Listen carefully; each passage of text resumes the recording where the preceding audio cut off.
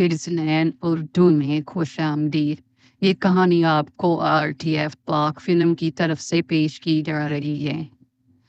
ایک دفعہ کا ذکر ہے کہ ایک چھوٹا سا ہرن ندی کے کنارے پانی پی رہا تھا۔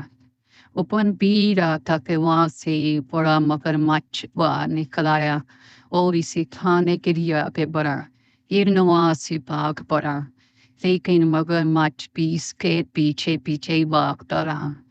ہرن نے جنگل کی طرف بھاگنا شروع کر دیا تاکہ وہاں پر چھپ کر اپنی جان بچا سکے، لیکن مگرمچھ بھی اس کے پیچھے پیچھے جنگل میں آ گیا۔ ہرن نے اپنے آپ کو گھنے درختوں میں چھپا لیا۔ مگرمچھ اسے پاگلوں کی طرح پورے جنگل میں تلاش کر رہا تھا کہ اسے کھا کر اپنا پیٹ بھر دے۔ جب وہ اسے تلاش نہ کر سکا تو اس نے اسے واپسی کا راستہ بنایا۔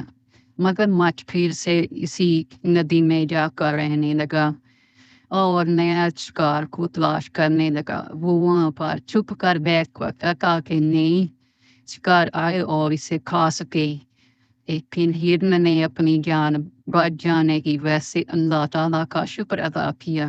اس کے بعد وہ جنگل میں ہی رہتا اور انہیں سے تھوڑا پانی پی کر گزارا کر لیتا اور اللہ کا شکر ادا کرتا۔